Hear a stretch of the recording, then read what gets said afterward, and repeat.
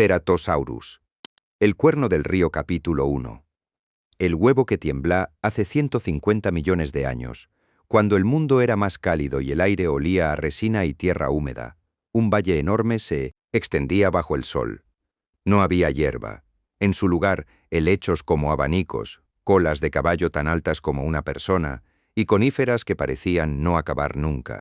Era el Jurásico tardío, en lo que hoy sería el oeste de Norteamérica, en las llanuras de inundación de la Formación Morrison.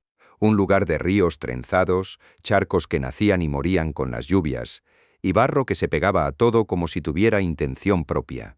En una orilla algo elevada, donde el agua no llegaba cuando el río se enfadaba, había un nido. Un nido sencillo, escondido entre plantas bajas y sombras de troncos caídos. No era el lugar más bonito del mundo, pero era un lugar listo, lejos de la corriente, cerca del agua y con suficiente vegetación para ocultar los huevos a ojos curiosos. Dentro de uno de esos huevos, algo daba golpes pequeños, como si estuviera llamando a una puerta. Toc, toc, toc. La cáscara se agrietó con una línea fina, luego otra, luego una más, y de pronto el huevo se abrió. Salió una cabeza diminuta con un hocico estrecho, un ojo enorme, brillante, que parpadeó como si el sol fuera demasiado. Luego el cuerpo flaco y tembloroso, con patas largas y una cola demasiado grande para alguien tan pequeño. Era un Ceratosaurus, pero no el monstruo de los libros. Aún no. Ahora mismo era solo una cría mojada, pegajosa, con un pequeño bultito en el hocico donde algún día estaría su cuerno. Vamos a llamarle Cera. Cera respiró por primera vez, y el mundo le entró por la nariz como una ola. Barro caliente, hojas aplastadas, resina de conífera, y un olor fuerte, animal, que era el olor de su propia familia. Abrió la boca, no para rugir, no para asustar a nadie, para pedir algo que todavía no sabía nombrar. Hambre. Capítulo 2. La primera comida no es bonita, pero es comida. A su alrededor, otros huevos se movían. Algunos se abrían, otros no. Cera se arrastró unos centímetros, como si el suelo fuera un mar espeso. Se quedó quieto, temblaba. Entonces el suelo vibró. Un paso, otro paso. Algo grande estaba cerca. Una sombra tapó el sol y Cera levantó la vista. Allí estaba su madre. Una hembra adulta de Ceratosaurus, robusta, con el cuerno bien formado sobre el hocico y pequeños osteodermos sobre el lomo que le daban un aspecto rugoso, como si llevara una armadura discreta cosida a la piel. Sus dientes, curvos y afilados, eran la clase de dientes que no se discuten. La madre olfateó el nido. Revisó con la nariz cada cáscara, como si contara. Cuando llegó a Cera, soltó un bufido cálido. Cera, que no sabía nada del mundo, entendió sin embargo una cosa. Esa montaña viva no era un peligro, y entonces llegó la comida. La madre dejó caer un pedazo de carne delante de él. Carne blanda, arrancada de alguna presa pequeña, tal vez un juvenil, tal vez un animal ya muerto encontrado junto al río. Olía fuerte, metálico, intenso. Cera no lo pensó. Simplemente mordió. No fue elegante. Se manchó el hocico. Tosió, tragó mal, volvió a morder, pero comió, y cuando terminó, se quedó quieto con los ojos medio cerrados, como si su cuerpo entero dijera, ahora sí. Capítulo 3. El mundo es enorme y todo hace sombra. Los primeros días fueron un catálogo de tropiezos. Cera intentaba caminar y sus patas decidían ir cada una por su lado. Intentaba correr y la cola le empujaba hacia un costado. Intentaba asomarse por encima de un helecho y el helecho, que era más alto que él, le devolvía una bofetada de hojas en la cara. Un hermano suyo, más atrevido, descubrió que las colas de caballo son el mejor lugar para esconderse, hasta que estornudó tan fuerte que se delató a sí mismo y salió disparado del susto, resbalando en el barro como si el suelo fuera hielo. Cera observaba todo con ojos grandes, aprendía sin darse cuenta. Aprendía que el barro puede tragarte una pata si pisas mal. Aprendía que los insectos zumban más fuerte cuando algo peligroso se acerca. Aprendía que si el viento te trae un olor extraño, conviene quedarse quieto. Y aprendía una cosa más importante que todas. El nido no era el centro del mundo. El mundo estaba ahí fuera. Y era demasiado. Capítulo 4. Los ladrones pequeños. Una mañana, Cuando la madre se alejó para cazar o buscar comida, el nido se quedó en silencio. Demasiado silencio. Cera estaba mordisqueando un resto seco, practicando ese acto misterioso y serio que es masticar, cuando notó movimiento entre los helechos. Primero vio una sombra rápida, luego otra, y luego los vio bien. Ornitoléstidos. Pequeños depredadores ágiles, delgados, con ojos despiertos y manos que parecían hechas para agarrar problemas. No eran grandes, no eran invencibles, pero eran listos, y venían en grupo. 3. Se acercaron con esa confianza que da el hambre. Uno rodeó el nido por detrás. Otro se quedó a un lado.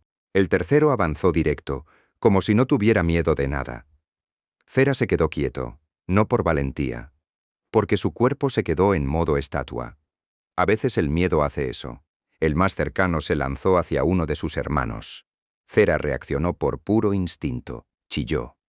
Un sonido agudo, desesperado, nada que ver con el rugido que tendría de adulto. Pero fue suficiente para agitar el aire. Los depredadores dudaron un segundo. Solo un segundo. Y en ese segundo, Cera hizo algo inesperado incluso para él mismo. Mordió. No al depredador. Al aire. Y a un helecho.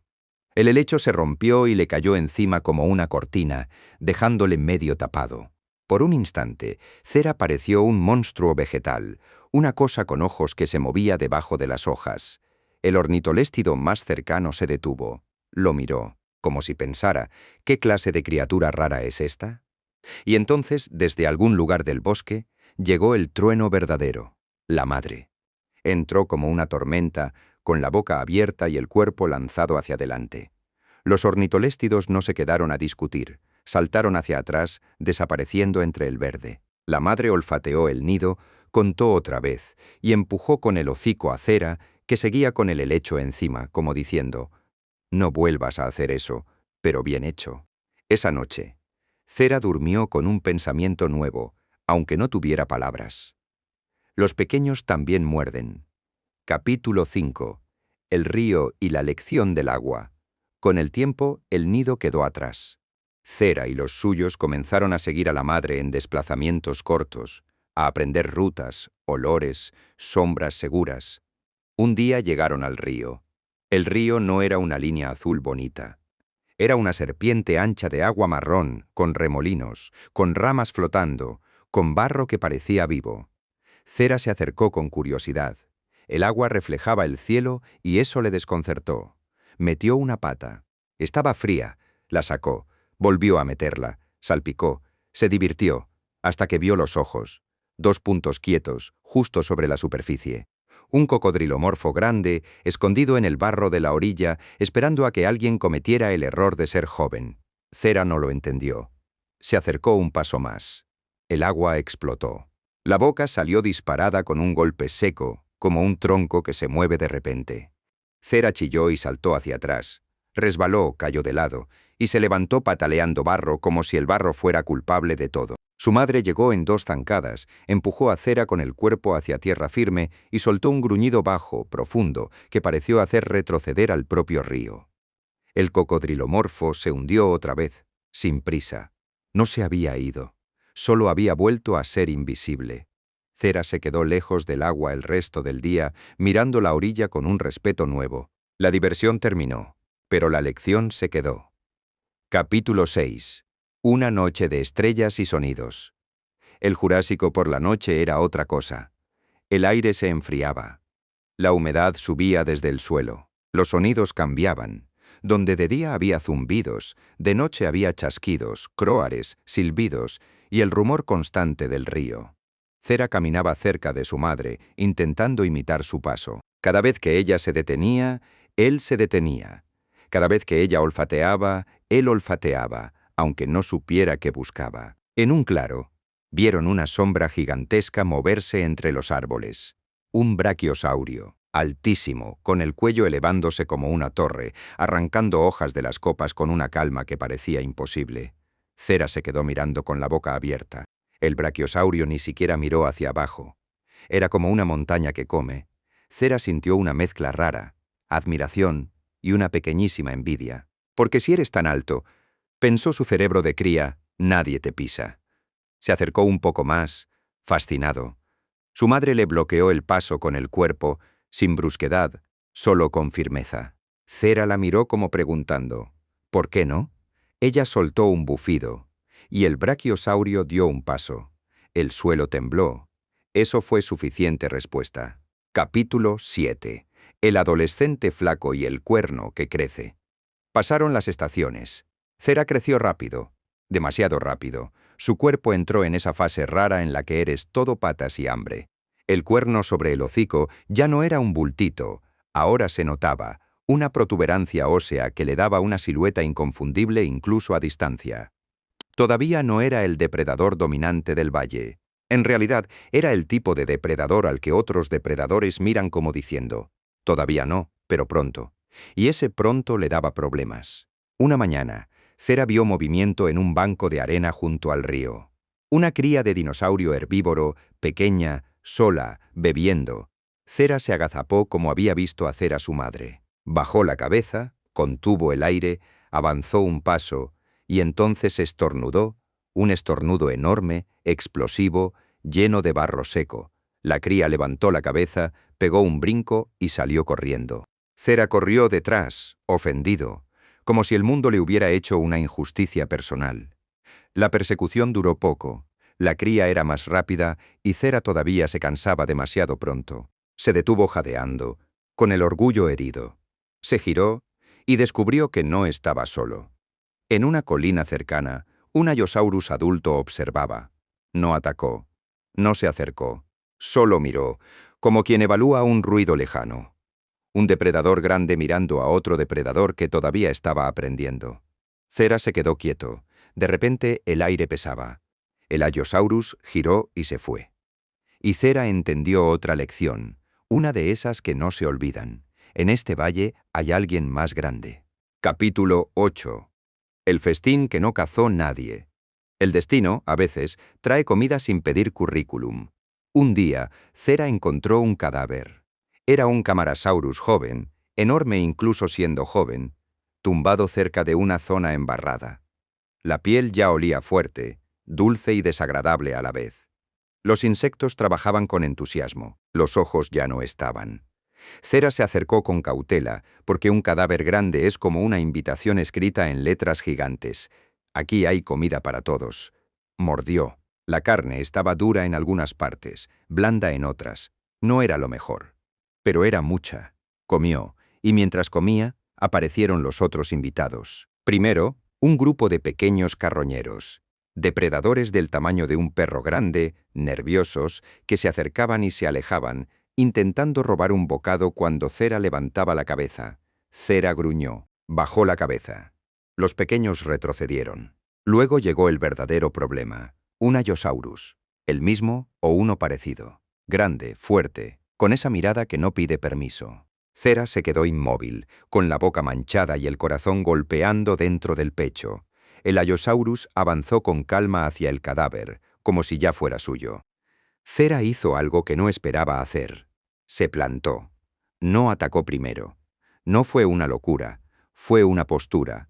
Piernas firmes, cabeza baja, cuerno apuntando hacia adelante. Un gruñido grave que no era de cría, sino de alguien que ya empezaba a ser serio. El Allosaurus se detuvo. Se miraron. Y entonces, en lugar de lanzarse, el Allosaurus hizo algo que Cera no entendió al principio. Rodeó. No le atacó de frente.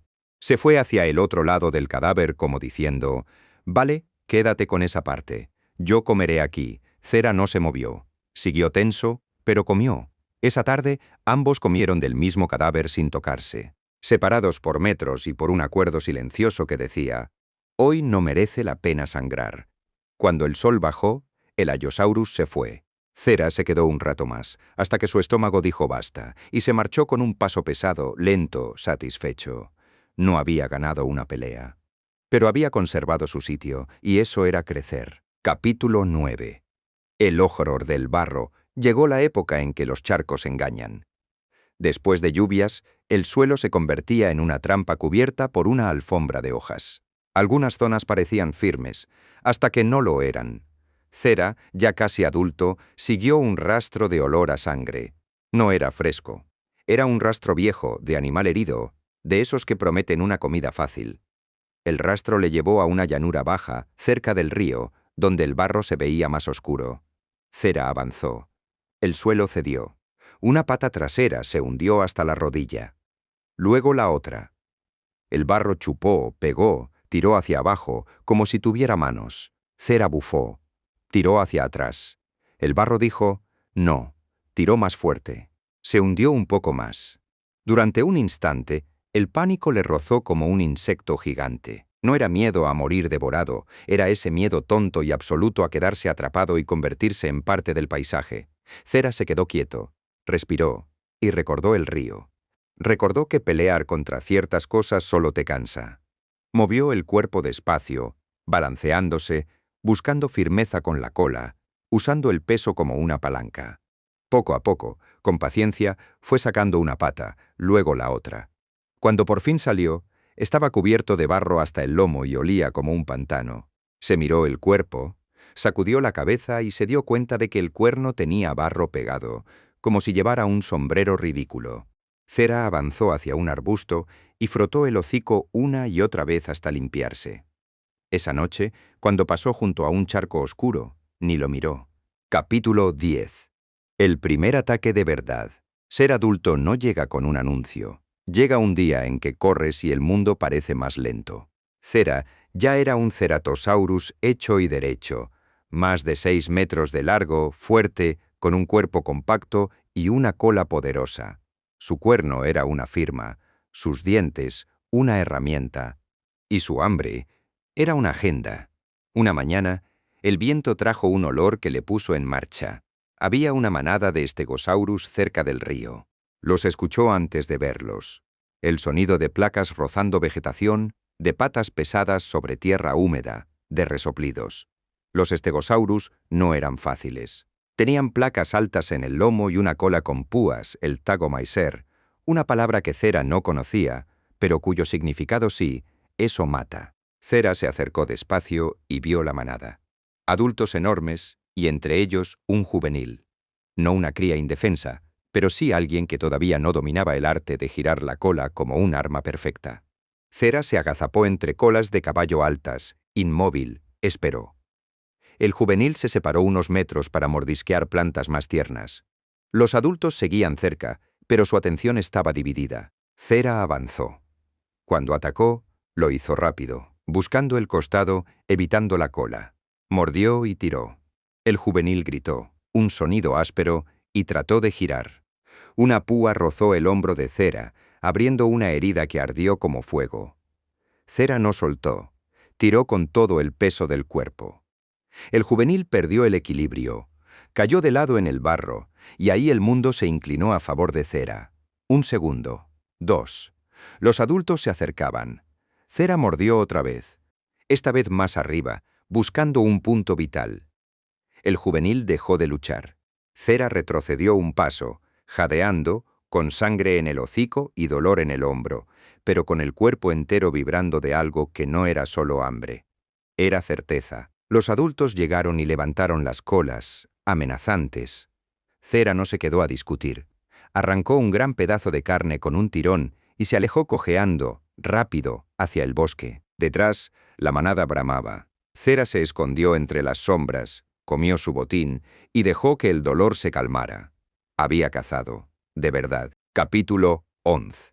El día que los pequeños corrieron. Pasaron más lunas, más lluvias, más sequías cortas. Cera marcó un territorio, con olores, con arañazos, con presencia. Y una tarde, mientras caminaba por una zona de helechos, escuchó un sonido que le detuvo en seco. Chillidos agudos, nerviosos, el sonido de alguien pequeño que se cree valiente. Eran ellos, pequeños depredadores, del mismo tipo que una vez habían atacado su nido. No necesariamente los mismos, claro, pero sí la misma clase de problema, rápidos, oportunistas, listos. Lo rodearon a distancia, probando suerte, acercándose y alejándose como moscas con patas. Cera les observó sin moverse. Uno se acercó demasiado, confiado, como si pensara que era una buena idea morder una cola. Cera giró la cabeza. Solo la cabeza. El pequeño depredador se quedó quieto, congelado por una fracción de segundo. Y entonces Cera rugió. No fue un rugido largo.